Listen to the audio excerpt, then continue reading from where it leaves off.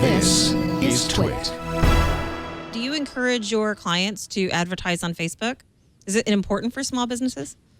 For small, local, like brick and mortar businesses, yes, just because of the targeting that they can get. But if they have to go wide, I'm saying no, honestly. Anything wide, meaning maybe more than out of a metro area. If you're going to be Philadelphia and New York and Chicago and Atlanta, unless you can actually spin all those plates locally at the same time, I'm always usually saying no, based on who they are exactly. I'm waiting for, I don't really feel like mobile advertising with the focus on Facebook is going to work until people figure out how to package the advertising better. I don't want to see a 30-second spot. I don't necessarily want to see a sponsored post. I'm a much bigger fan of native advertising. I want to see things blend in a bit more. I want to see other people's opinions put in there, not just some photoshopped picture for some diet pill showing up on my phone at bad times.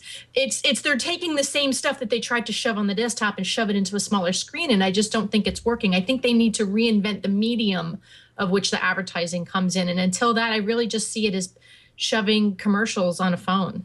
Let me ask you a question, Lynette, though. I mean, when we're talking about the Facebook ad network, what they're really trying to do is sell the targeting and the data and the ability to take all that and export that to other applications around the desktop. I mean,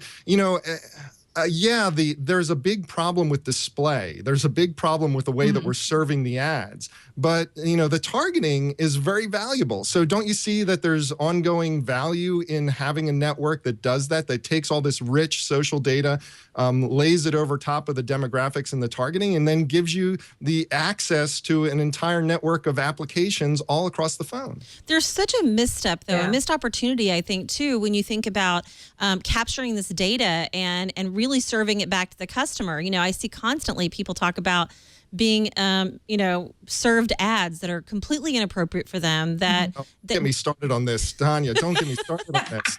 My God, this use, I mean, let's face it, we're using permissions and we're using the data that we have, this big data archive, purely to find opportunities to market to people, as opposed to trying to understand the consumer and market to them smarter. We talk about blanket permissions. What we're basically asking people to do is like, do we have permission to send you more email in your email box? Or do we have the permission to give you more banners and clutter up your desktop? Why not learn about the consumer and give them much more contextually based advertisements that are seamless, that are assuring people of the privacy, that are recognizing, what they would like to see and what they don't like to see? Yeah, you know what, Bob? I think you hit it right there. Just like Rob had mentioned before about when when you first went into Arby's, the first thing you did was want to go out there and talk to people about their perceptions of what your brand were.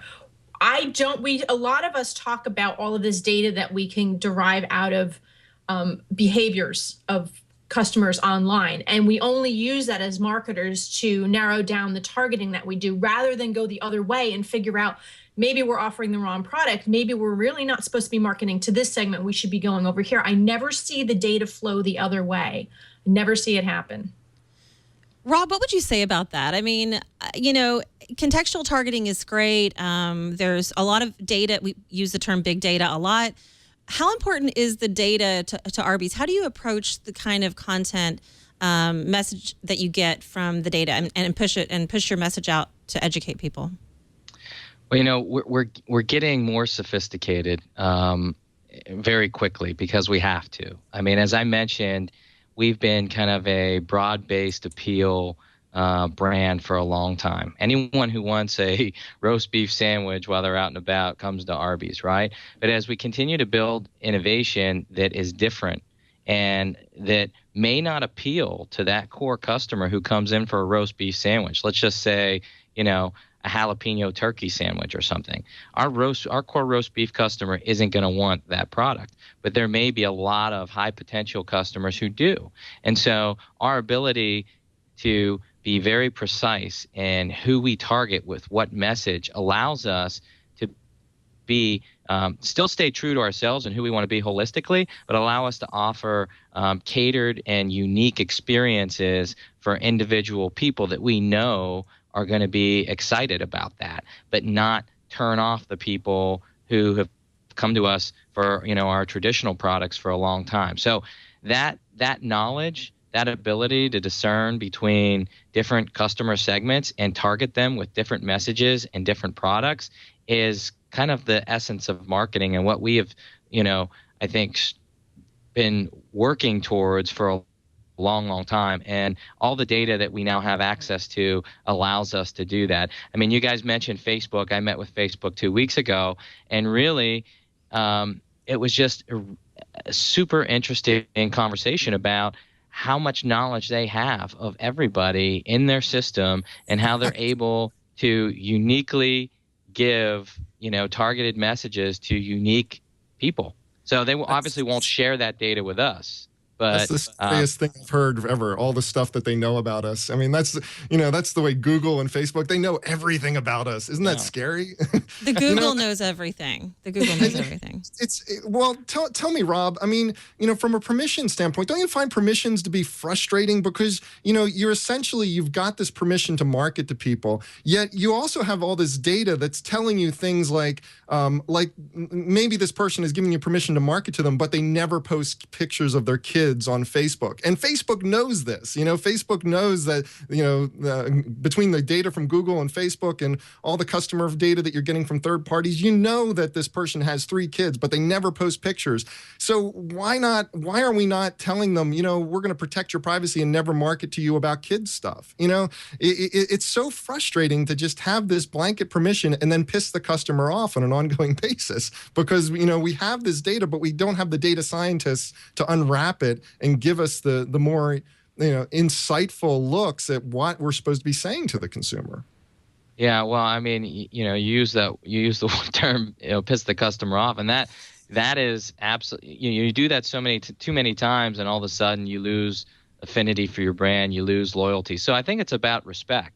I think it's about respecting their desire to only have stuff that's meaningful and relevant to them. And I think that's where a lot of, email could have been a great marketing platform, but it was so abused in the sense that all of a sudden everyone started getting 87 emails in their inbox every day that weren't relevant, didn't mean anything to them, weren't useful to them. So one of the key challenges that I give to my team here is to make sure that we don't send out, even if it seems like it may be a good idea, we may get some coverage or we may get some pickup from the media or we may get a couple extra customers.